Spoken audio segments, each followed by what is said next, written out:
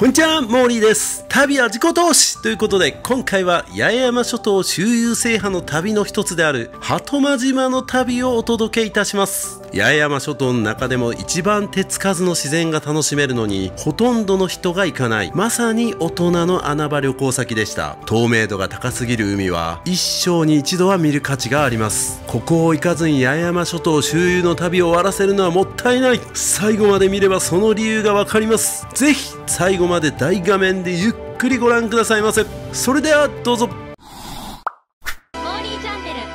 鳩間島は西表島の北に位置する面積約1キロ平方メートル、人口約50人のとても小さな島。鳩間島の海は瑠璃色に輝くその美しさから鳩間ブルーとも呼ばれています。八重山を代表する鳩間節の発祥の地であり、なんといっても鳩間島は海が魅力です。青サンゴ群落のある北海岸をはじめ、そのほとんどが自然のままで手つかずの美しい状態です。人口の少ない鳩間島ですが、旧暦6月に3日間にわたっての豊年祭や毎年5月3日に行われる鳩間島音楽祭の時にはたくさんの人が訪れるそう。鳩間島へのアクセスは石垣島の石垣港離島ターミナルからの定期船の運航があります。島内はレンタサイクルか徒歩移動で十分に楽しめます。テレビドラマ「瑠璃の島」の舞台ともなり、全国的にも知られるようになってきたりと注目です。それでは時間の流れが変わる最高の旅を一緒に楽しみましょう。鳩間島の旅は八重山諸島周遊の旅の一つとして行いました。その拠点となる石垣島のグルメ旅の様子は別動画でお届けしております。こちらの動画を見なければ全貌は分かりません。ぜひ見てください。八重山諸島周遊の旅、一発目は西表島に行ってまいりました。ここは本当に手つかずの自然が溢れていて、そして水牛だったりとか船浮きとか由布島も行っておりますので、ぜひそちらもまとめてご覧くださいませ。なんとこのちっちゃい方で行くんかよ。絶対揺れるやん。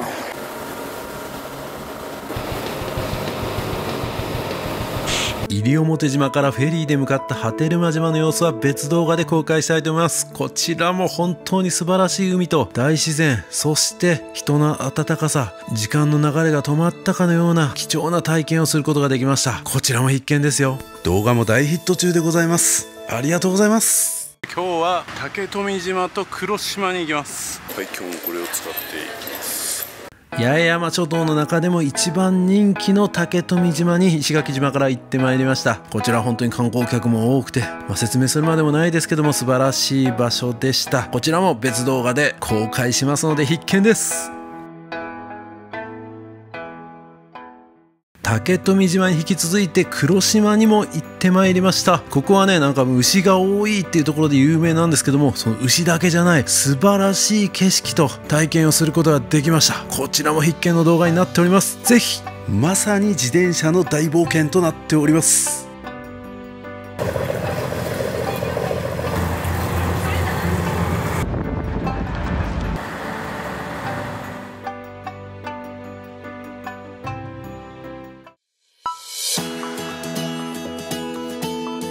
今日は小浜島の方に行きたいと思います。もう足腰が悲鳴を上げておりますが、今日の朝ごはんをこれでいきます。口の中の水分持っていかれるな。元気金の牛さん行ってまいります。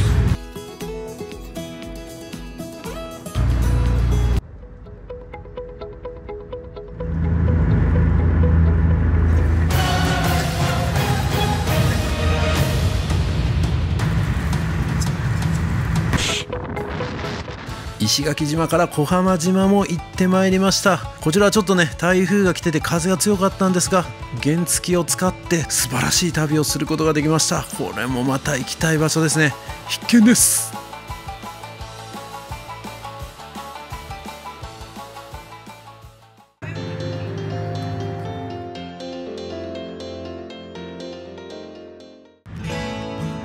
今連絡が入りまして、あさっての朝に与那国島でシュノーケルする予定やったんですけど、船出しそうにないからちょっとキャンセルしようかなっていう風になりまして、この天気見ると全然大丈夫そうなんですけどね。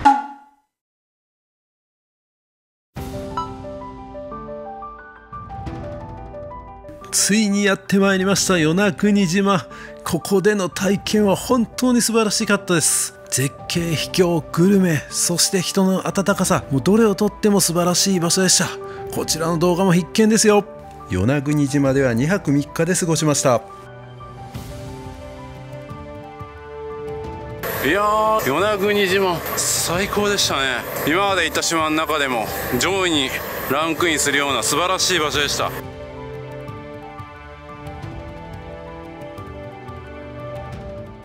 あっという間に石垣島に到着です。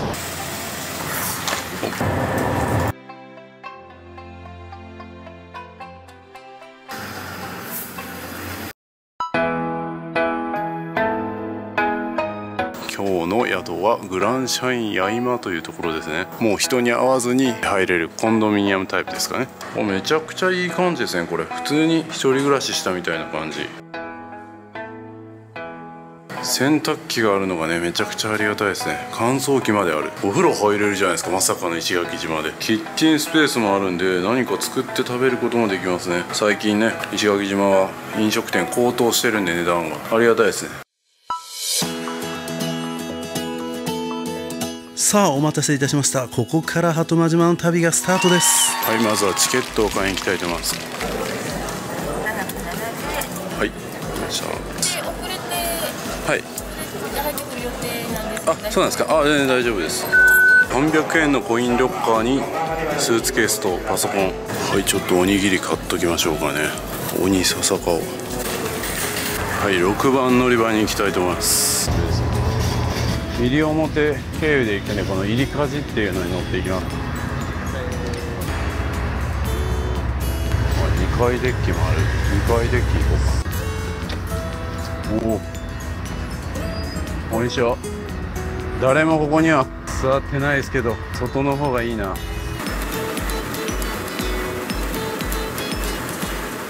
さあ、それでは鳩間島に向かいたいと思います。石垣島からね、鳩間島へは基本的に高速船で約45分で行くことができるんですが、朝の時間はですね、西表島の上原港を経由していくので、1時間ちょっとかかる感じですね。で、料金なんですけども、料金はだいたい5000円台で往復買うことができるんですが、これも燃油サーチャージとかのね、事情でいろいろと金額変わるので、実際は窓口でお確かめください。さあ、西表島に到着しました。僕はね、鳩間島行きなんで、このまま船内に残って待ちます。西表島上原港の経由になります。上原港、前に西表島行った時に行きましたね。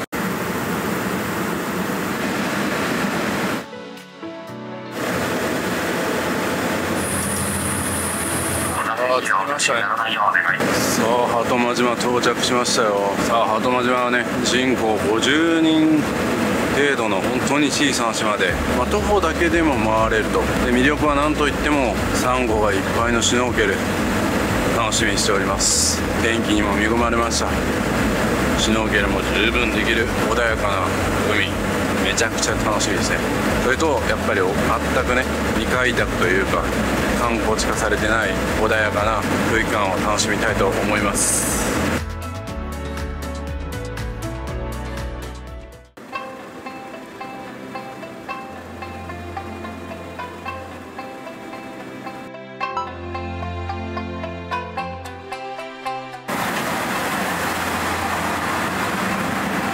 さあ、到着しました。さあ、鳩間島到着しました。どうしようかな、ここからちょっとね、レンタサイクルとちょっと足ひれも借りたいんでね、どっかあるかな、探してみよう。フェリーターミナルもすごくこじんまりとしてますね。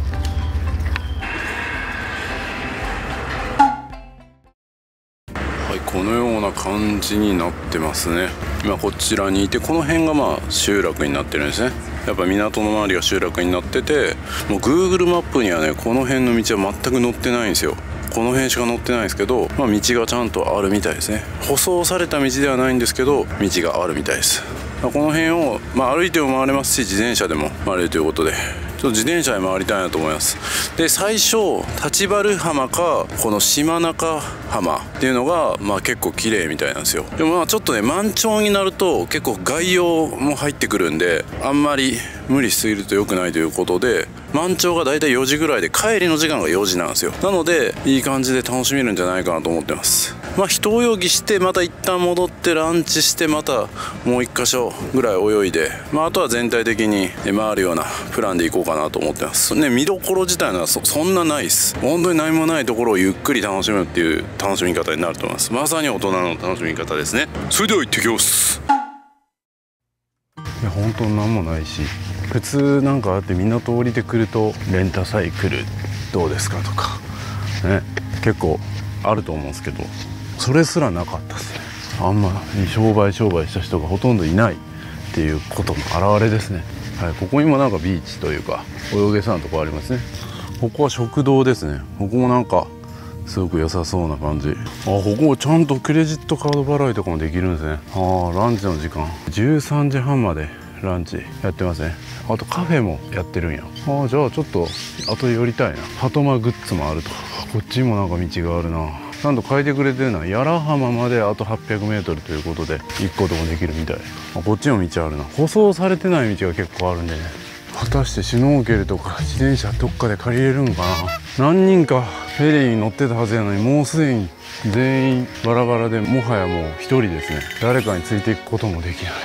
サンゴが積まれてますね。いやー穏やかですね。このサンゴが積まれた感じもいいですね。いやーどこに自転車とか借りれるんやろ。全く分かんない。誰かに聞いたらいいかな。こっちにまっすぐ進んでいくと食べ飲みどころとかっていうのがあって、そっから左に曲がるとなんかマリンサービスっていうのがあるんで、ここでもしかしたら足入れ借りれるかもですね。すごい車も、車も走ってるんですね。ここは。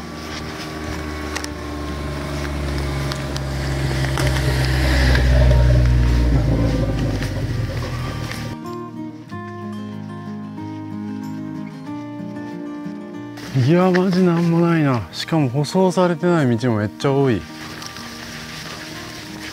これはなんや、すごいことになってる。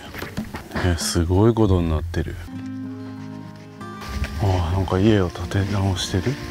あそこなんか郵便局っぽいのあるの。 U パックって書いてる。あそこ郵便局かな。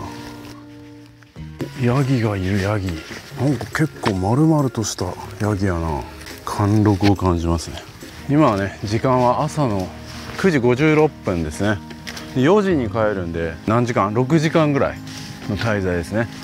6時間の滞在で多分むしろ時間を持て余すぐらいになるんじゃないかなと思ってますが、ここもなんか三崎牛、石垣島の三崎牛って書いてるな。食べ飲みどころファイ玉屋。ここもなんか大将がすごく面白くてご飯美味しいって書いてましたね。なんか行きたいとこ結構あるんですよね。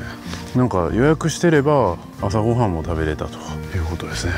安いな。日替わり500円のモーニング。行きたいとこ多いな、3軒あるんかな。ご飯食べれるとこ3軒とも行きたいぐらいですね。工事とかしてるな。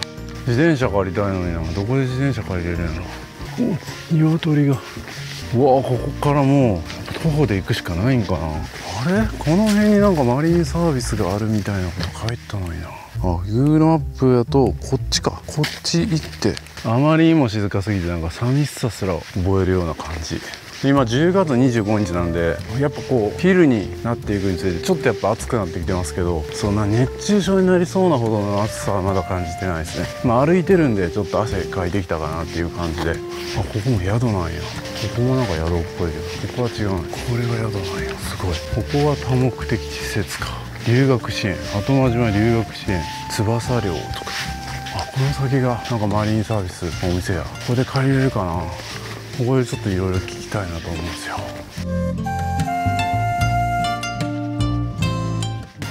こ記念樹。じゃあ東の井戸アンヌ川っていうのがこっちあるんですね。ナンパ船みたいになってる。ここがシュノーケリングツアー。でもなんか準備中ってなってるな。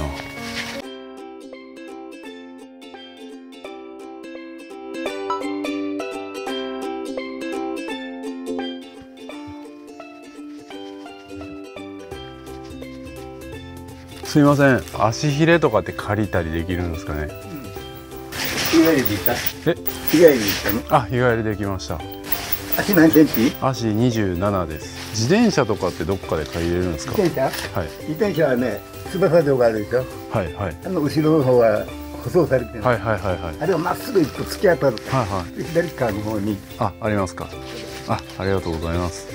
ありがとうございます。おいくらですか？500円です。借りることはできました。可愛いピンク色ですけどね。いやー、なんかいいな。もう足ひれ借りただけでもうちょっとテンションが上がりました。めっちゃいい感じや。足ひれを貸してくださったおじさんが言うには、そこですね、この寮を右に曲がってずっとまっすぐ行ったところに自転車借りるとこがあると。ありがたいですね。もうこれで自転車と足ひれ手に入れたら、もうあとは観光するだけですね。素晴らしい。最初のミッションクリアですね。これか。舗装されてないって時は舗装されてる気もするけどな。めっちゃ蜂おる。汗かいてきた。いや本当ね、徒歩でもいいと思うんですけどね。そして僕はね、今日このまま鳩間島を4時に出て、まだ石垣に戻って、そのまま空港に行って、そのまま関西に帰るというスケジュールになっておりますので、そういう意味ではなんかシャワー浴びられるとこも探しとかないといけないな。ちょっと次のあれやな、自転車借りるところで聞こうかな。シャワーとか浴びるとかあるんですかって多分ありそうですよね。で先ほどのレンタルも現金だったんで、ここはさっきね、レストランはクレジットカード使えるとこありましたけど、やっぱりああいうおじいさんがやってるようなとこは現金決済になるかも。うわ、ここもすごいな。逆に自転車借りてもこんな舗装されてないとこを通るからなんかと思うんですけど、この先にありそうやな。なんか自転車結構置いてるな。いくらで借りれるんやろ。3000円ぐらい取られるかもしれないですね。のどかやな。自販機とかある。詐欺がいる。詐欺もっと先かな。この辺も自転車結構止まってるけどな。ここか。レンタサイクル借りれるわ。素泊まりもできるし、レンタサイクル日中500円で行けるの？マジか、安っ。3000円ぐらい考えてた。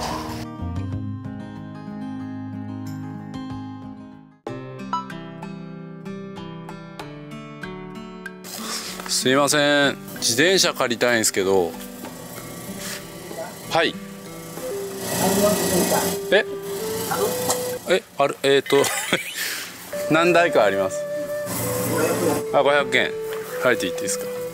あとなんかここってこの辺ってシャワー浴びれるとことかあるんですか？シャワーは青いペンキ。はい。はいはいはい。向こうがあだなしっていう民宿だから。あそこで。ここでお願いしたら。わかりました。ありがとうございます。各島の魅力をこう伝えるみたいな。で今日初めて鳩間島に来て。そうか。はい。一生懸命 PR して。そうですね。はい、盛り上げます。はい、好きな乗っていってくれと。でまた返す時もここ置いて帰っておいてくれみたいな、そんな感じでした。それシャワー浴びれるところも、あちらの宿に言えば浴びられるということで、これでちょっと不安材料全部解決できたかな。そしたらもう早速ね、海の方行きたいと思います。ちょっとどのチャリにしようかな。どれが良さそうやろ。カゴがでも大きいのがいいな。どれも錆びてるな。どれが一番新しそうかなって思ったんですけど、どれも一緒かな。これでいっか。はい、それではこのスタイルでいきたいと思います。バッチリ GoPro も差し込みました。そしてこの 2GO に三脚を入れたりとかします。はい、それでは行きますね。ここっぽいな。ここでシャワー浴びれるっぽいんで、またここで言いたいと思います。ここでもシュノーケル借りれてたかもな。ここもなんかシュノーケル業者さんとして行ってくれるみたいですね。いや本当にね、泳ぎが苦手な人は絶対業者さんに頼んだ方がいいと思います。今回僕は日帰りで、ね、自分でいろいろとこう調査したかったんで自分の足で行きますけど。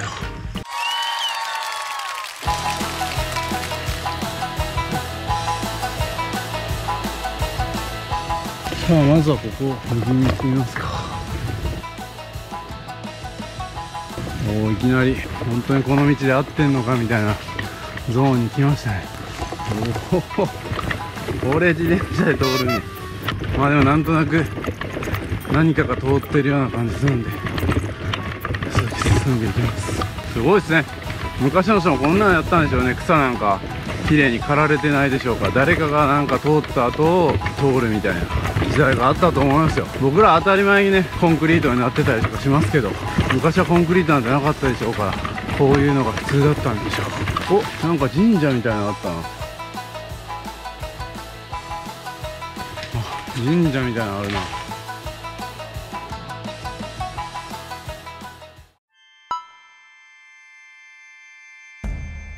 はい、こんな感じで神社があるんですね。どんな島にもありますね。うわ、なんかすごい、なんか厳格な空気が漂います。すごい、なんかパワーがありそうな木がたくさんありますね。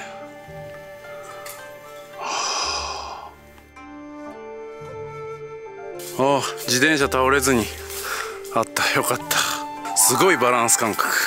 はい、それではちょっと道なき道ですけど進んでいきますか。いや、これマジ合ってんのかな。ちょっと念のためにスマホで確認しよう。ここはただ神社に行くだけの道だったのかもしれない。なんかちょっと違うっぽいな。これ荒川五国っていうとこだったんですね。ちょっとなんか道違う気がするな。ちょっとやめとこう。ここ一旦戻って違う方向から行きます。ここで遭難したらもう動画もお届けできないですからね。やっぱりもういい大人なんでね、無茶は禁物なんですよ。20代の時あったらもうあそこ行っちゃれみたいな感じで言ってたけどね。そんなことも教えてくれるんですね。やっぱ無理は禁物だと。カッコつけたい気持ちはわかるけどみたいな。もうカッコつけた瞬間に怪我しますよと教えてくれるんですね。まさに旅をしこぞ。大きな声出しても大丈夫です。ここでは。あ、いたいたいたいたいた。いててててて。でもあそこにまだ行く人がいるっていうことですかね。こうやって道があるということはこっちやな。こっちから行こう。よいしょ。ああ気持ちいい。ああこっちっぽいな。よしよしよしよし。あれフェリーターミナルに戻ってきた。違う、ここ来た道やん。ここ一回来た道や。ここやな。こう左に曲がると良さそう。書いてますね。浜書いてるわ。よし、ここ行こう。先生、舗装されてないとはいえこれぐらいでしょ。いいよいいよ。いや、自転車借りといてよかったな。1日500円ってめっちゃいいな。どっかの島どこでしたっけ。波照間か。波照間とかね、1日1500円とか3倍ですよ。同じ自転車やのにね。電動自転車借りたら2500円とかだったの。高いですね、そう考えると。良心的。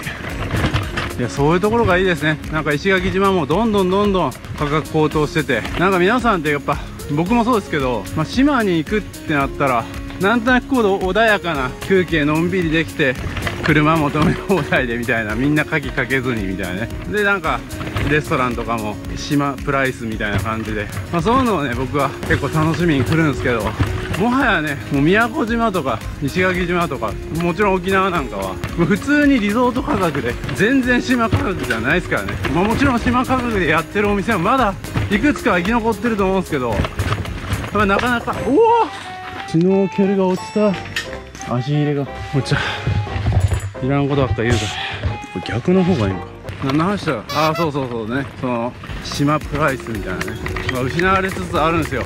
で特に僕は奄美群島とこの八重山諸島ね、今のところ旅してるので、奄美群島の方がやっぱり島プライスとかがまだ生き残ってるイメージなんですよね。でもこの鳩間島はなんかそれが生き残ってるような感じがする。結構糞が落ちてるな。何の糞なんやこれ。ヤギえらい丸々した玉の感じ。早速一つ目のビーチ到着ですね。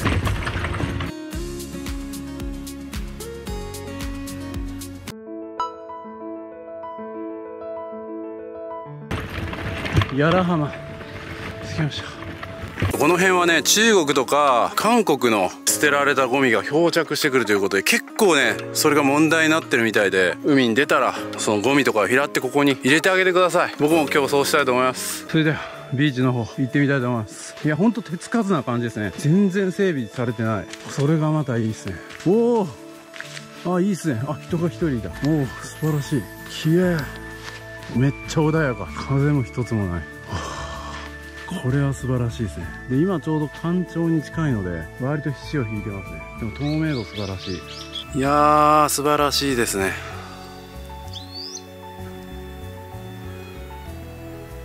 ちゃ穏やか。透明度もすごい。ちょっと僕今靴なんでね、履き替えないといけない、サンダルに。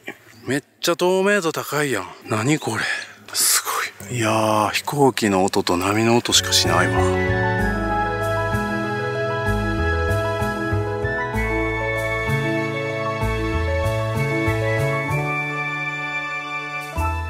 いや、ここに自転車止めてね、日陰もあるんで、この日陰の下でゆっくりこう過ごすのも良さそうですね。もう何も考えずにただただ海の音聞きながら、ね、潮の満ち引きを感じるみたいな贅沢な時間ですよ。一生に一度は体験してみたくないですか、そういうね。いやー、素晴らしい。はい。そういえば今回船乗ってても思いましたけど、外国人の方もね、この鳩間島訪れてる人多いっす。そういえば漂着ゴミなかったな。僕は見つけられませんでした。綺麗でした。なんか北の方の浜の方が多いらしいんで、そこはしっかり撮りたいなと思います。ビーチ向かいます。さっきの外国人の方は歩いてきてましたね。歩きでも十分行けると思います。散歩がてら行きたい方は歩いてもいいと思います。ああ、花とかは綺麗ですね。ちょっと足を止めて花を撮ったりもします。いやいやいや、これは素晴らしいな。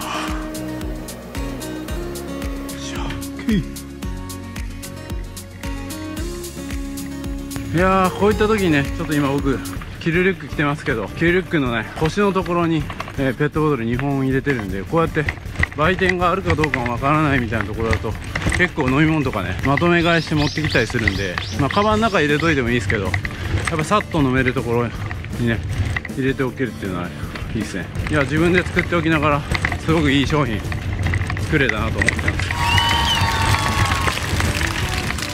うわー、ここも綺麗。花が美しい。いやいやいやいや、これは素晴らしいな。ちょっと喉乾いた。こうパッと喉乾いたなっていう時にこうさっと取り出せるんでね、めっちゃいい感じです。さっと取り出してさっと飲めるんでね。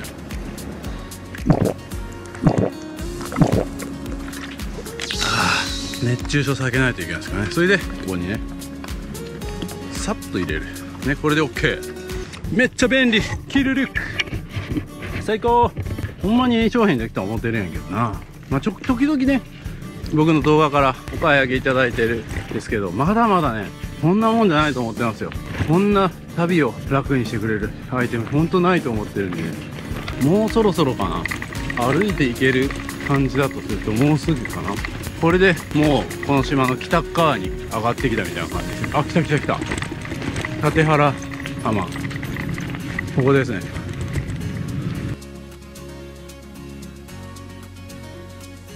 ここは多分さすがに人いるんじゃないかなと思いますけど、あ、いないわ。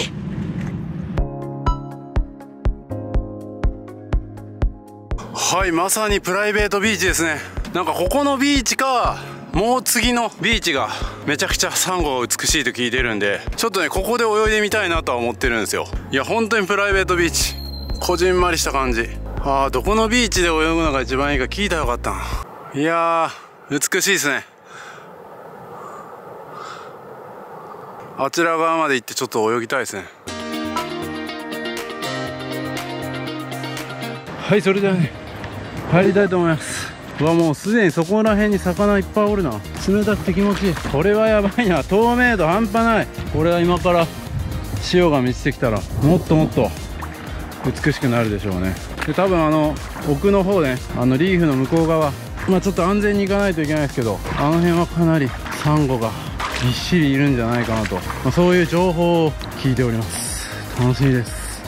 はい、今からね30分ぐらいねちょっと泳ごうかなと思います。そしてまた次隣のスポット行って、隣のスポットでも30分ぐらい泳いで、泳ぎはまあそれぐらいにしようかなと思ってますけどね。でちょっと昼ご飯のベストタイムを少しずらしてランチ食べに戻ってって感じでちょっと考えてます。そんなうまくいくかどうか分かりませんけどね。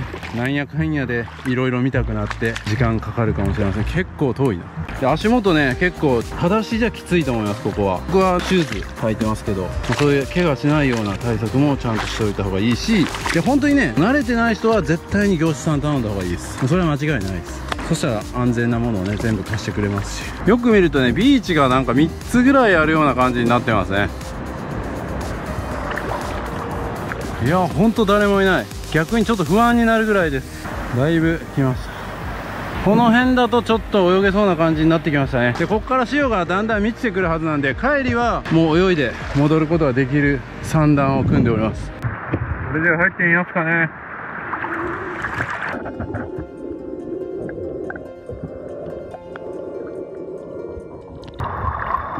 まだ浅すぎるな。でもサンゴすごい。もうちょっと奥まで行ってみましょう。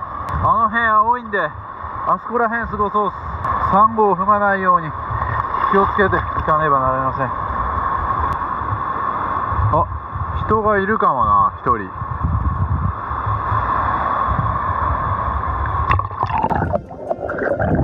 皆様分かりますでしょうか。今まで潜った海と比べて透明度が全然違いますよね。いやすでにねものすごいっす。めっちゃ良さそう。ただねちょっと潮がまだ満ちてないんで、ちょっと深いところに行きたいんですけど、どっから行こうかな。まだちょっと浅すぎますね。あと何分か待たないと無理かもね。そういうやっぱ潮の満ち引きとかも考えないといけないですね。前もって調べとけと。いや調べたんですけどみたいな、早とちりましたみたいな、そんなことも教えてくれるんですね。うわ綺麗。あそこのブルー、あそこめっちゃ綺麗でしょね。天然の水族館みたいな色してる。でもなんか行けそうな気がしてきた。でも厳しいな。その手前がめっちゃサンゴがある。あそこに入れば行けるか。行けそうな気がしてきた。行けそう。おおすげえ。うわここすごそうやぞ。うわここそのまま行くか。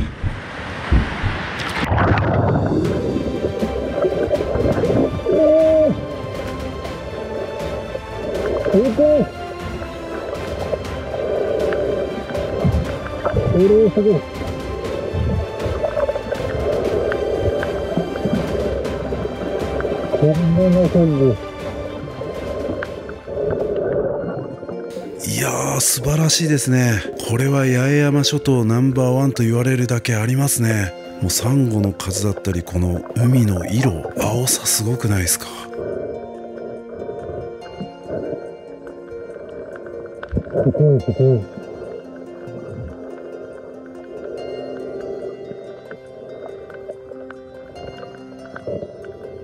このね天然の水族館ともいえるね光景が広がる中、サンゴやね熱帯魚たちを眺めつつの海中遊泳はね本当の意味での癒し体験ができますね。そしてこれがね真夏ではなく10月の下旬にできているってことが本当に素晴らしいですね。鳩間島ではね年中シュノーケリングをすることができる気温なんですね。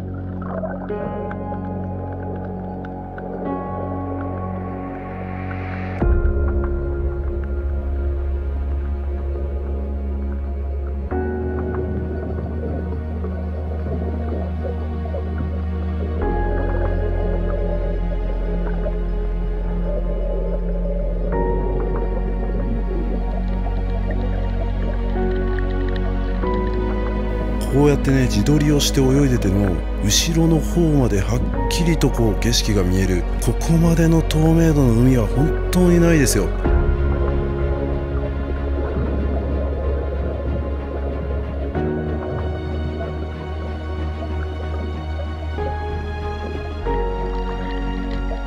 それではねここからは皆さんがご自身で泳いだのを想像して見ていただければと思います。少し長めに尺を取って音楽もあえてなくしております。それではご覧ください。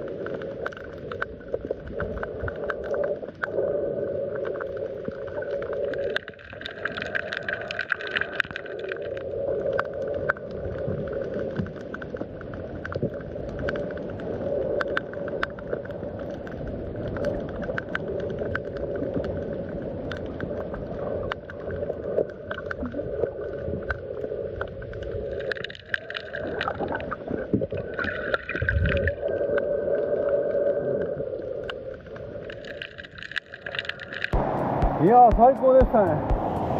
いや、すごくね、こじんまりしてます。もっと向こう行ったらまた違うんかもしれないですけど、まあね、僕のレベルなんでこの辺で今回とどめときましたけども、すごかった。ここだけでも八重山諸島ナンバーワンと言われてるだけありますね。またさらに向こうに行くともっと素晴らしい光景が見れるかもしれないですけど、そうですね、まあ、一人で来てるんでね、ちょっと微妙かなっていう感じで、まあそれと向こうに行けるまでまだ潮が満ちてないんで、ここではもうこんだけにしとこうかな。十分満足です。だってめちゃくちゃ綺麗じゃないですかね。ここ泳いでるだけでめっちゃ癒されます。でもう次のビーチ行って、次のビーチもし人とかがいたらね、なんかまだ泳ぎやすいかなと思うんでね、はい、まあそれだけ人がいないんすよね。こんなとこありますかね。八重山諸島でも竹富島とか行ったらめちゃくちゃ人いるのにね、ここにはこんなに人いない。そんなに変わんないですよね。情報があんまりないとかマイナーなだけで。いやー、穴場っすね。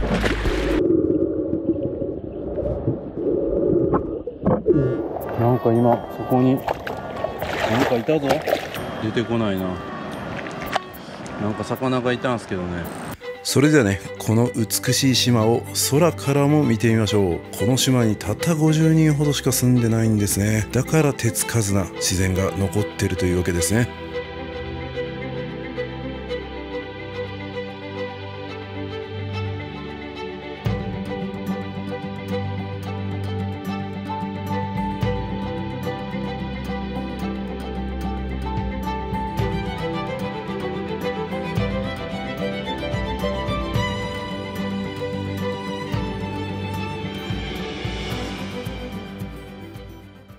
はい、それではね、ちょっと行ったことがない方向から一旦戻りたいと思います。先ほどの方も歩いてきたっぽいんで、やっぱ歩きで全然行く人も多いんですね。ここの魅力は何ですかって聞いたら、やっぱ何もないところが魅力だとおっしゃってて、まあその通りだなと思います。あ、ここがあれか、なんか城下町みたいになってる。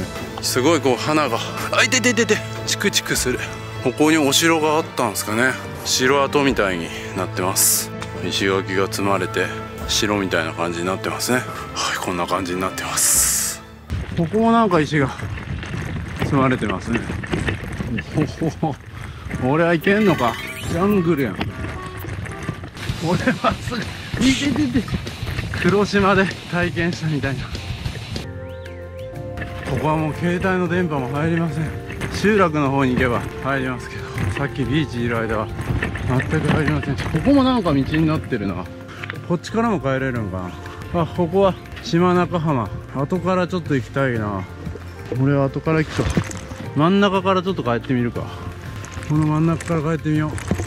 これが命取りになるか正解なのか分かりませんが、なんか間違ったような気もする。何か絡んだ。おお、これ合ってんのかな。カメラおかしなってので、すごいな。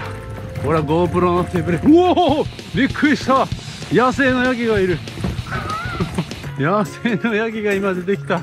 いきなり出てくるっていうのは噂に聞いてましたけど、なるほど、糞がちょろちょろ落ちたのはヤギやったんすよ。ヤギ、この辺の草も食べといてくれよ。びっくりした。いや、すごい体験。あ、でもなんかたどり着きそう。普通こんな道通ろうと思わんけどな。島に慣れてくるとここで正解かなみたいな感じになってきました。よしよし。何ここ。謎の施設がありますね。まだ道があった。歩きじゃしんどくないかな。なんか灯台っぽいのがある。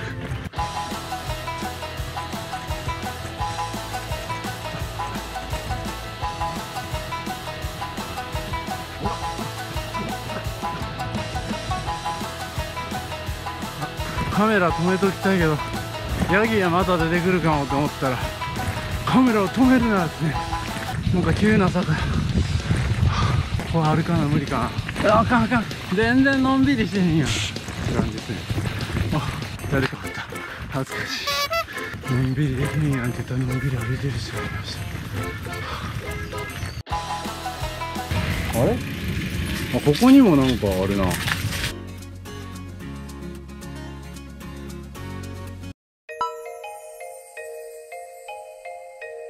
ともりうたき大切な聖地です。関係者以外何人たりとも出入りを禁じます。ということはさっきのとこ入って大丈夫だった。さっきのところ入ってはダメだったみたいですね。入れるのは女性だけだったんですね。申し訳ございません。無念です。いや、集落戻ってきた。あ、人がいる。安心ですね。人がいることがこんなに喜ばしいことなんだ。むしろ自転車乗ってる方が珍しいですね。案内がなかったらやっぱ皆さんレンタサイクルまでたどり着かない感じなんですかね。もう勘です。なんとなくこっち側にご飯食べるとこがあった気がする。あったあったあった。ここ通ったな。郵便局前通っとこうか、せっかくなんで。これですね、郵便局。自販機もあります。竹富町民検証鳩間島コミュニティセンターってのがありますね。そしてこちらがなんかイベントスペースみたいなのがありますね。でこちらでライブやったりとかするんですかね。バランスいいでしょね。集落見て海行って、そのまま海行ったらずっと海で飽きるからまた集落戻ってきて、ちゃんと考えてるんですよ。皆さんが飽きないようにね。何やこれ、ヘリコプターや。あ、ヘリポート、ドクターヘリとか飛ぶんでしょうね。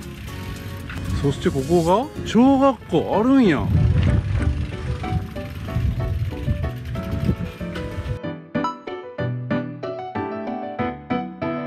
こちら鳩間小学校、そして中学校、はい、立ち入り禁止になってますがあります。いいですね、ちゃんとあるんや。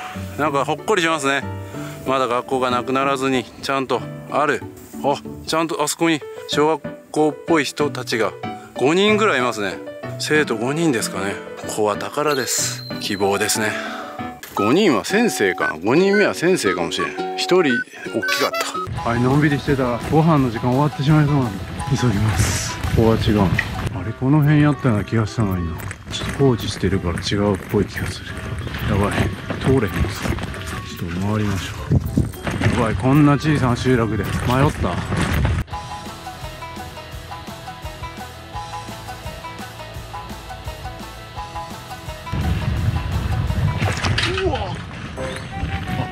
立ち入り禁止になってる。こっちはダメですよ。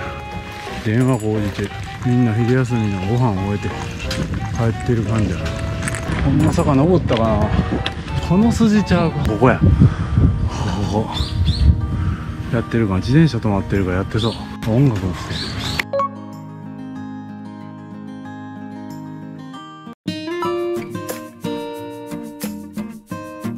る。やってる奇跡。閉店中っていうのも期待して考えたんですけど開いてます。おすすめってどれなんですか？蒸し豆腐っていうちょっとふわふわした豆腐はいはい。定番の中ではどれが一番人気なんですか？カレーがいいですか？じゃあカレーにします。はい。さあカレー来ました。うまそう。いただきます。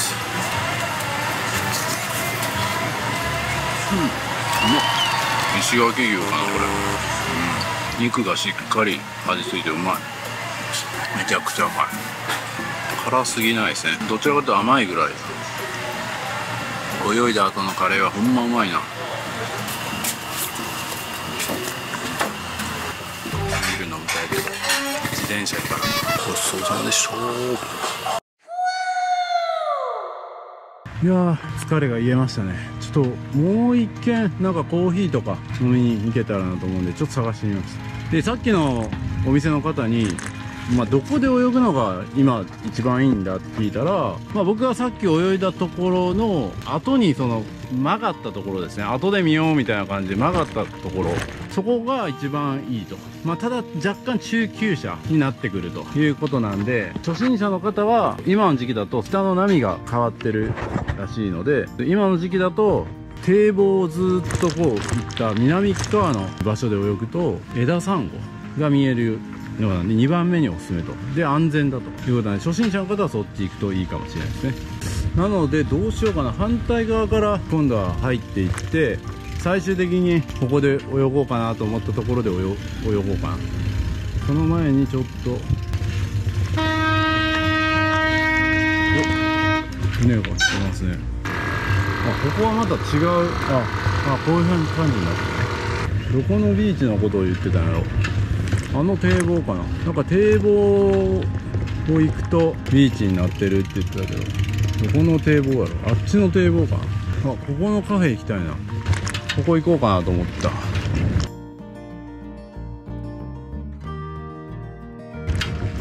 いしょ。これやってんのかな今日。ちょっと待って。ここで食べようかなと。なんかカフェでも楽しもうかなと思ったら、なんか閉まってます。臨時休業。マジか。こんな鳩間島でもこんな目に遭うっていうか、鳩間島はね、結構シーズンオフになると全然開いてないお店とかもあったりするらしいんで、気をつけましょう。なので一応念のために石垣島で何か買っていった方がいいです。僕も一応おにぎりとかは買っていったんで、最悪はおにぎり食べれるんですけど、せっかくなんでね、ここのものを楽しみたいなと思ってるんですけど、臨時休業です。無念。これ自転車返すところとフィン返すと、あれフィンが1個ない。あれどこで落としたんやろ。やばい、フィンが1個ない。今気がついた。どっかで落としてる。そんなん落としたら普通気がつくけどな。やばい、どこで落としたんやろ。もしかして戻りの道で落としたんかな。どっから来たっけ。やばい。全く気がつかんかったぞ。マジか。こんなん海に行ってから気づいたら危ないとこやった。これやろ、ここ通ったっけ。こんなピンク色のやつ落とす。いや、落ちてないな。もしかしてご飯の時かな。ちょっと映像を見直してみよう。ちょっと元の道戻ります。どっから来たんかな。こっから来たんかな。こっから来たかな。いや、ここじゃないな。なんせね、途中僕自分の手元を撮影した映像にはね、フィン残ってるんですけど、ご飯食べてる時に映ってる時にはもうなかったんですよ。なのでどう考えても帰りなんですよ。帰りに落としてる。ここじゃないな。道が違う。やばい、ピンチ。どこ落としたら気がつくけどな。普通なんとか歌機があったとこの列っすね。これマジでフィンを返して自転車返す場所も見失いそう。あ、ここや。この列や。こっから探すか。こっから行くとどっかで落としてるの分かるでしょ。よし、こっから探すぞ。多分この道や。僕の推理が正しければ。これなかったらマジ弁償や。なんでなくなるかな。ここの道入る前に撮影してた映像には映ってるんですよ。で、ご飯食べた時にはなかったんで、普通に考えるならこの道にある。本当はここ通るつもりなかったのに、よく見ておこう。研ぎ澄ませ。ここで一旦止まったな。こことかも落としたら絶対わからん。ゆっくり確認しながら。ヤギに持って帰られたりしたらもうそれこそわからん。いや、ここガタガタっすからね、落ちてもおかしくない。いや、でも気づくやろ普通。何やってんねん。見当たらんな。もっと前半なんかな。なさそうやぞ。なんでないんや。ここまで来てしまった。なかったな。じゃあこっちか。また戻るんか。いや、この辺ので撮影した時はもうなかったぞ。実はもっと街中で落としたのかな。マジかよ。見当たらん。全然ない。この辺でなんか撮影した気がするけどな。自分の手元誰かが通って拾ってくれたみたいなのも多分なさそうやしな。もう通ったな。こんなんもうすぐやん。この辺はさすがにこの辺止まって写真撮ったりしたな。ここも自転車止めたし、ここでしたもんね。こっから来たからなかったな。ないな。1個しかないよな。どこで落としたんやろう。マジわからん。もう一回街戻るか。もう一回戻るか。こんなことになるなんて。やばいな。時間がそんなにないぞ。街で落としたのかな。気づきそうやけどな。一旦まだ戻ってきました。小学校とかも行ったからそういうとこかな。どこで落としたんや。街中やったら誰かに拾われてそうでなくなってしまいそう。なんか郵便局があるからって郵便局の方行きましたね。なんてこった。ゆっくりカフェで休むつもりがこんなことある。郵便局を取ってここ行きましたね。で、ここでなかったかな。こっち側行ったような気が。いや、こんなとこ来てないけど。ここのビーチかな。多分初心者向けのビーチ。ここ通ってないな。あそこ小学校やもん。ヘリポートがあるとか言ったな。あっち側行くか。一応ちょっと見ましょう。この辺かな。堤防があって。おいおい、一体何を見させられてんねん。見つかるんか。ここ綺麗そうやな。ね、ここもおすすめのビーチって言ってた。ここも行きたいですね。今日はちょっと無理かな。なんせ足ひれがないんでね、探さないと。なんてこった。どこにあんねん、足ひれ。もう素直におじいちゃんのとこ行って、1個なくしちゃいましたって弁償しよう。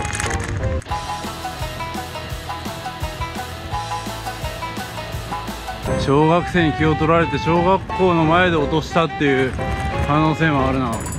これしょうもない話したの覚えてるわ。ここで小学校見ましたね。小学校にも落ちてないな。どこにあるんや。こっち曲がってみようか。ここもなんか見たの。鶏がいた。そうか、ここで行き止まりやって通れへんかったんや。今先ほど1個ここで気づかないで落ちてしまったということは、やっぱり気づかないで落としてしまってないな。全く見えなかった、自分が落としたのが。やっぱりガタガタ鳴ってるところやつね、基本的に落とすの。マジかよ。ここも行こうとしたな、一回。自分が行こうとしたらちょっと全部行った方がいい。ここも結局行かんかって、いやーピンチ。見つからん。すいません、すいません。あれ、自転車倒れた。すいません、すいません。困ったな、誰もいないな。ちょっと一旦お借りしました。後で返しに行きます。ここはちょっとやばそうやな。もう一回さっきの道通っていくか。いやー、まさかのこんな離島でこんなハプニングを起こしちゃってますが、ドラマティックでいいですねと前向きに受け入れておきます。さあ、それではね、2回目のシュノーケリング行きたいと思います。楽しみですね。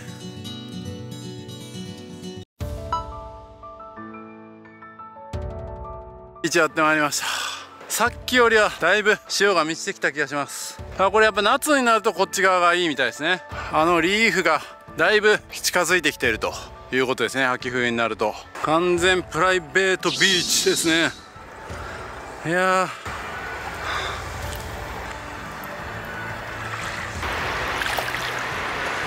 ー、だいぶ潮が満ちてきました。でも泳いでる人は1人いるかな。あれ1人泳いでるかな。人なのかどうかもちょっとわからん。いやー、1人寝そべってリラックス。いやー、最高。これぞ楽園。なんで誰も来ないの？こんな最高なのに。この日本の中で数々の観光スポットがある中で大行列に並んでね行くようなスポットも行くのもいいでしょう。でもこんなに誰もいない穴場があるのにそこに行かないのはもったいない。これこそ贅沢ですよね。何万円も払って大行列に並ぶのがね、それもいいかもしれないです。でも僕はそれはちょっと嫌だな。やっぱこう誰もいない空間で独り占めですよ、ビーチね。高級ホテルのプライベートビーチね、貸し切りのプライベートビーチ、それもいいです。でもこの誰もいない、でも無料ですよ。よくないっすかね。こんな透明度高い海が独り占め、ありがとうございます。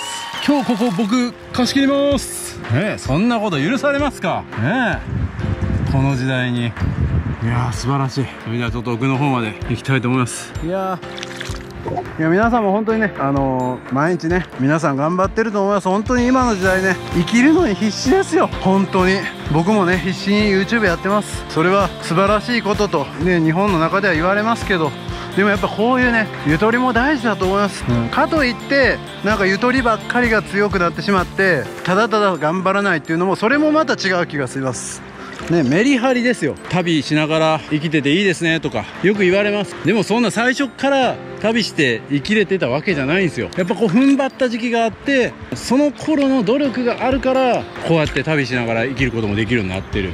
全てそうじゃないですか。あの経営者めっちゃ儲けてタワマン買って羨ましいなって言うけど、その経営者もめちゃくちゃ努力してた時期があるはずなんですよ。いやもちろんその時今も別の意味での努力はしてますし、圧倒的なパフォーマンス発揮してると思うんですけど、もう本当に地べた這いずり回って頑張ってた時期があって、皆さんもあると思いますね。小学校の頃かもしれません、中学校の時の部活かもしれません。何かしらめちゃくちゃ早く食いしばって頑張ったっていうことがあって、なんか最近それをねあんまり良しとしないような風潮も出てきてますけど、でも僕は大事なところあると思います。その上でこういうねリラックスした空間をご褒美として味わうね、人生の一つの醍醐味として味わう、より喜びが深まると思います。まあその長い話はいいんだよ。でそんなこともね教えてくれるんですよ、この鳩間島は。まさに旅は自己投資やね、旅は自己投資です。じゃあ行きましょう。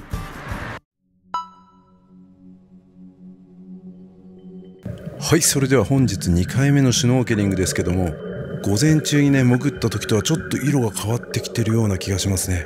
そのあたりもじっくり見比べたいと思います。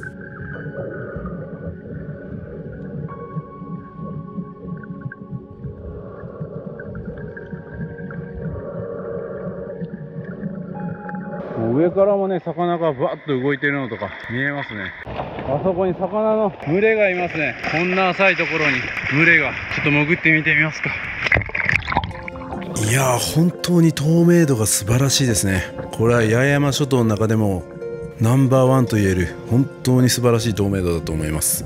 こんな浅いところなのに幻想的な風景がね見れるということは、泳ぎがね得意じゃない方もこんな風景が見れるということですよね。いやそんな素晴らしい場所があるのに僕が一人で泳いでるという奇跡。ぜひ皆さんもねこの景色自分の目で見てほしいなと思います。あの辺が綺麗そうなんですけどね、ちょっと怖いな。もう少しね先の方まで行けば深いところになってかなりすごい景色が見れそうなんで行ってみたいと思いますが、やっぱ一人なんでねちょっと怖いところもあって恐る恐る近づいていきます。サンゴだけはね踏まないように気をつけております。思わず声が漏れるほどの素晴らしい透明度とこの青さ、これは来てよかったなと思える景色でしたね。光の差し込み具合も本当に美しい。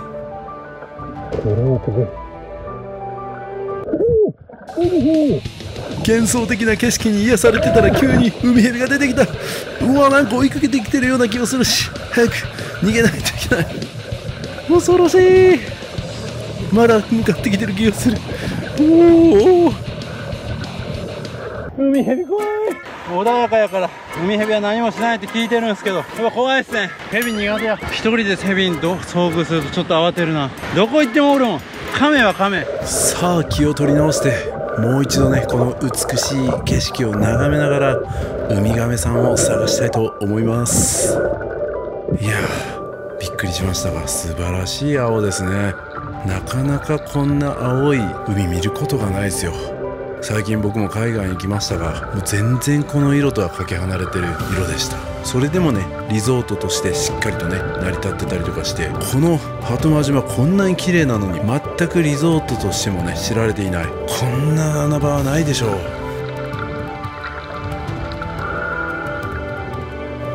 この溝も素晴らしいですね。まさに鳩間ブルーがこう垣間見れる、そんな素敵な場所ですね。鳩間島はねまさに手つかずの自然が楽しめる最高のスポットだなと僕は思います。こんな景色見れませんよ本当に。この景色がまだ残っているうちに皆さんも足を運んでほしい。決して行くの難しくないんですよ。なかなかね情報がないところですが、このモーリーチャンネルを見ればもう皆さん間違いなく行けるはずです。ぜひ行ってくださいね。と言ってたらウミヘビがまた出てきたやんけ。何回出てくるねほんまに。何回も言いますがウミヘビはね何もしなければ向こうから襲ってくることは基本的にないです。でも焦りますね。というわけでね気を取り直してまたゆっくりと素敵なサンゴを眺めたいと思います。浅いところも本当に美しいですね。もうこの浅いところを見るだけでも価値あると思いますよ。何ですかこの景色は。これを肉眼で見るだけでも価値があると思います。あんまり喋りすぎてもね集中できないと思いますんで、あとはゆっくり景色眺めてください。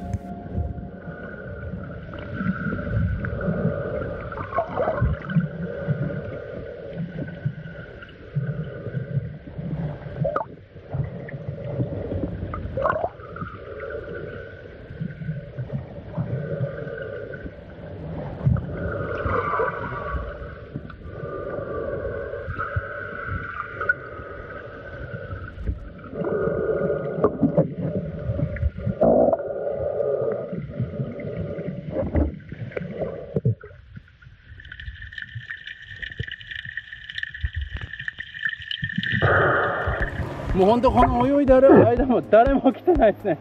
僕一人です。でなんかこのビーチの近くに来るとめっちゃ水があったかい。奥の方は冷たかったですね。この辺になるともうなんかお風呂みたいにあったかい。だいぶ視野を見つけてきましたね。いや最高の時間でした。いや贅沢な時間。もう時間やばいかな。時計も見てないんで。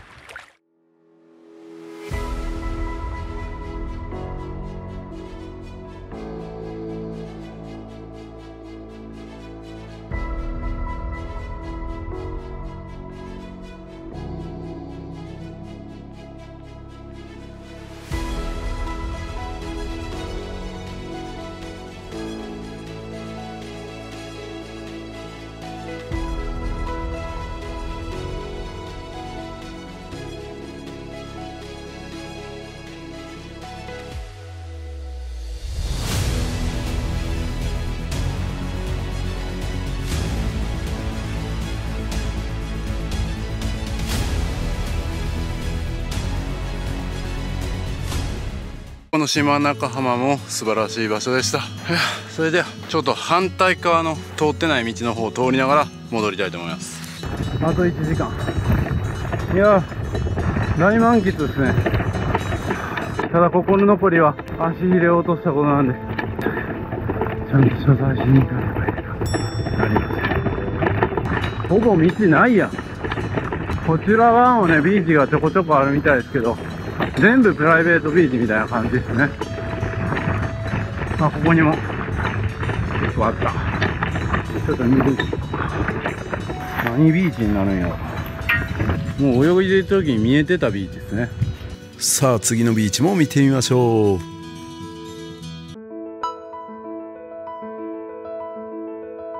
はい、ここももう本当に自分のためだけにあるようなプライベートビーチですね。こういったビーチが多いですね。一つ一つ名前ついてますけど同じところに繋がってるといえば繋がってるしほぼ一緒ですね。この北側は素晴らしい。はい、それでは次どんどん行きましょう。時間がない。何が時間忘れてゆっくりやねん。普通はこんなビーチをね全部回る必要ないんで自分の一つ決めたビーチでゆっくりすればいいと思います。マジ電波も入らん。ずっと県外や。道なき道を行ってるな。これでもうちょっと北側から抜けたかな。いやほとんど人と出会わなかったな。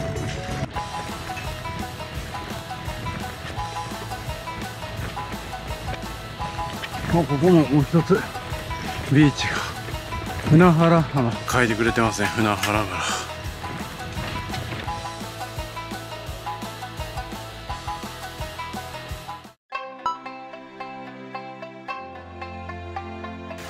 はい、こちら船原原じゃあ船原浜言いにくいな。ここもプライベートビーチみたいな感じになってますね。ここもシュノーケリングというか海水浴が楽しめそうな感じのビーチですね。まだこの辺も県外。やばい、足が疲れてきた。泳がなかったらもう正直歩きでいいですね。泳いだりする時間考えると自転車行ってた方がいいかなと思います。さあ僕はちょっとね若干時間ロスしたんであと昼ご飯食べた後にゆっくり過ぎました。ああ戻ってきた。早速足入れ返して謝りに行って16に戻ってきまし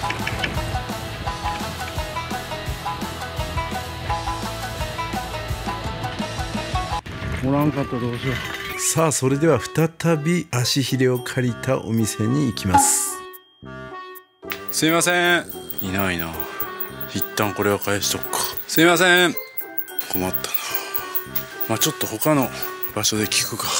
さあそれでは自転車を返しに行きます。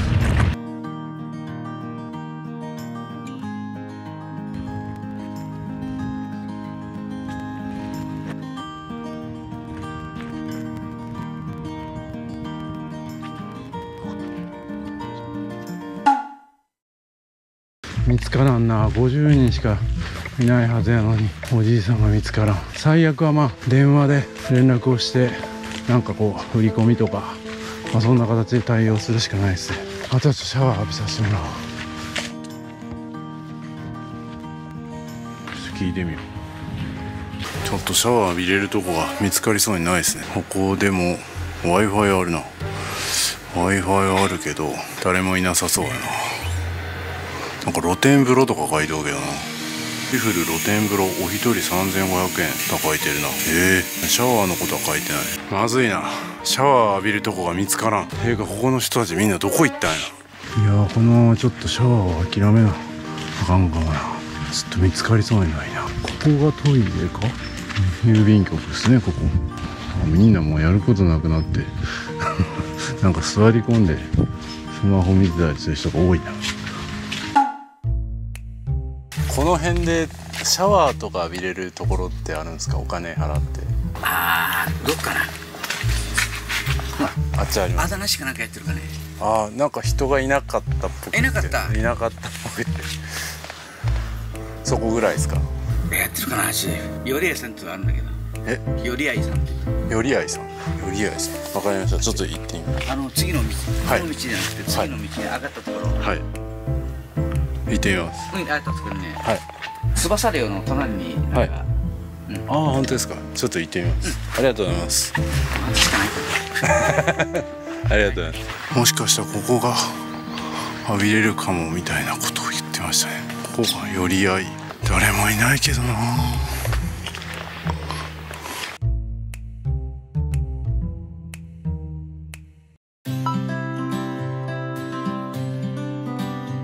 ここら辺でシャワー浴びれるところってあります？僕のとこ使ってる。本当ですか？いくらですか？いいんですか？ありがとうございます。こっちですか？これですか？ありがとうございます。はい、お借りします。なんと無料で貸してくださいました。ありがたい。すみません、ありがとうございました。ありがとうございます。助かりました。ここは宿をやられてるんですか？僕YouTuber やってまして、ちょっと宣伝しておきます。ありがとうございました。助かりました。寄り合いっていうところですね。しげたびわかる？しげたびさん。しげたびもかなりこっちの出してるよ。本当ですか？これを見てこの間来てた。しげたびさんここに泊まられたんですか？別の場所だけど、ここに来てまだ3年目だけど、しげたびが来てもえらい気に入った。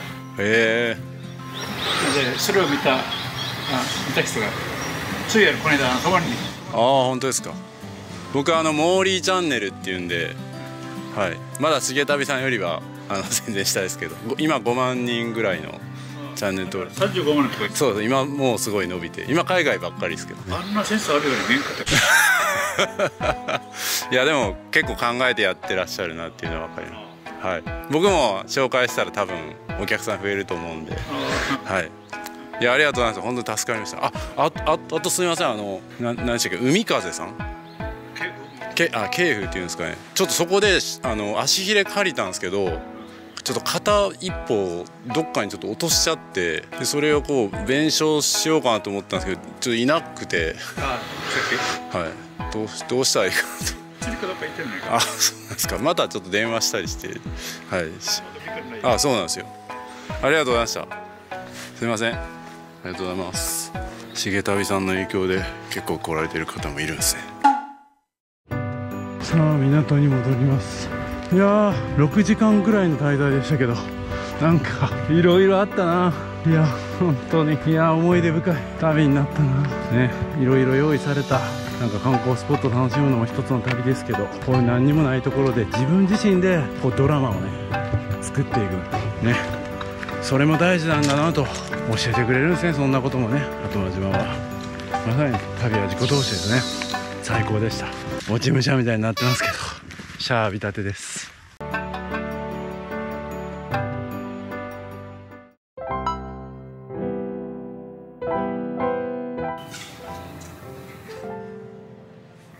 穏やかすぎる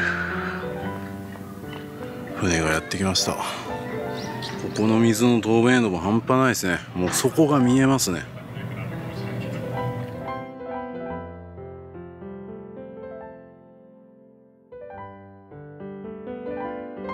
あれは八重山観光でした。安永じゃないですね。マスコット犬みたいな感じになってるね。まだ30分ぐらいかかるとか言ってんな。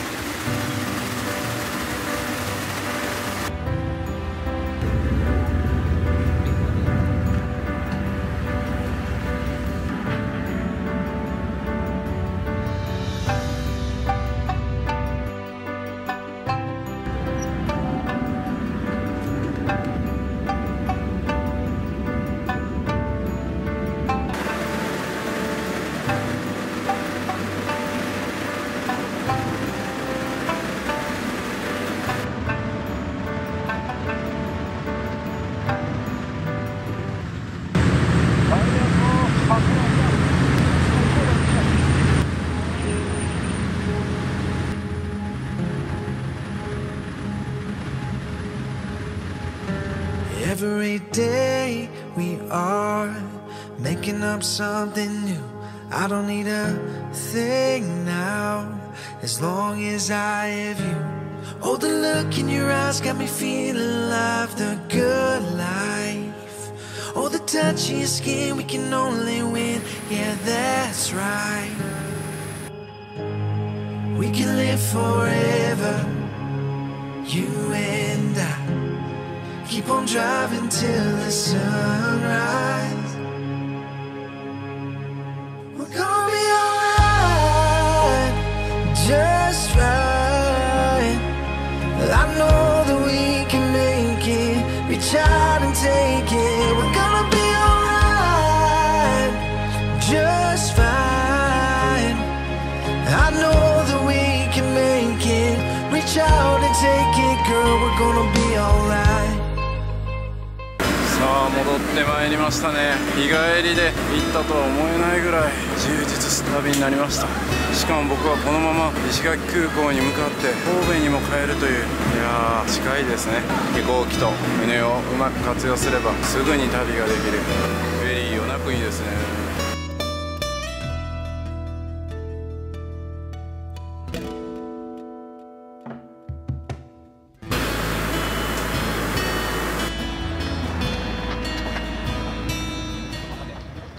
具志堅が迎えに来てくれてますと。いい感じで空が焼けてますね。はい、この空港直行のバスで帰ります。そしてめちゃくちゃいい感じで空が焼けてます。ありがとうございました。日本トランスオーシャン航空で帰ります。マリアシェイク。マリアシェイクはね、なんか離島フェリーターミナルでの売りらしいんですけど、この空港ではマリアシェイクとコッパリっていうところとカビラファームっていうところの石垣島産フローズンパインパッションフルーツジュースコラボを食べれるのは空港だけということです。すっきりしたシェイクなんですね。なんかめちゃくちゃこうバニラ感ある、なんていうか甘ったるい感じかと思ったらめっちゃ好きですよ。それにパインが入ってるからさらに夏のシェイクですね。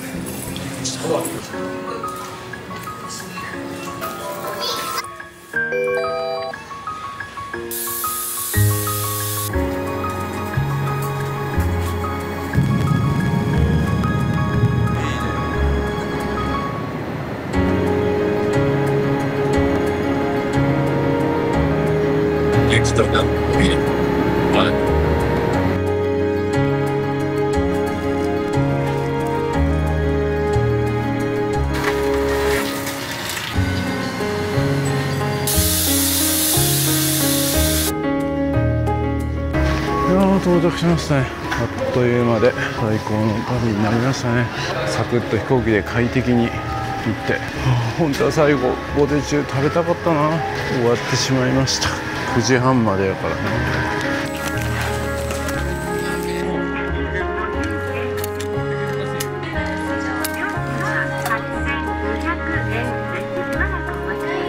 はい、最後はキックス ITM カードの割引とポイントを使って大幅に駐車料金を割引にします。いやー、今回の鳩間島の旅も本当に最高でしたね。いかがでしたでしょうか。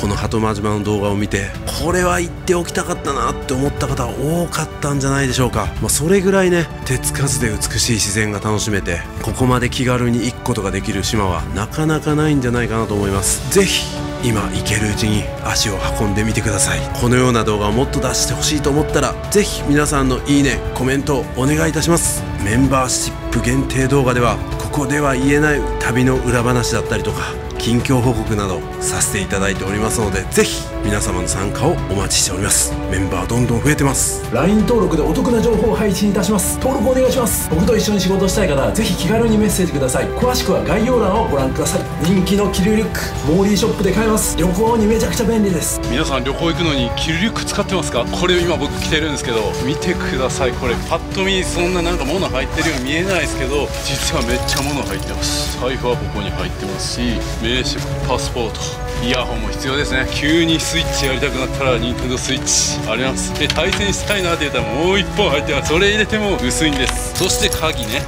車の鍵つけたりとか財布だったりとかも入れることができます。財布何個入れんねんって話ですけどね。そして外側にももちろんポケットが2つついておりまして、除菌シートだったりとかも入れれますし、なんと後ろにですねペットボトルもですねこう入れることができるんですよ。これだけでもめっちゃ入れるなんて思うけど、なんとこの後ろにですねパソコンまでこれだけ物が入ったらもう旅行先でご飯食べに出かけよう、でもスイッチやりたいかもしれんし、仕事ももしかしたら入るかもしれん、喉も渇くかもしれんみたいな、そんな心配性のあなたでも全部入れていきます。リュックとか背負ったらやっぱスリにあったり怖いじゃないですか。キルリュック旅行する人には絶対必須です。旅は自己投資。僕のことをもっと知りたい方はサブチャンネルをチェックをお願いいたします。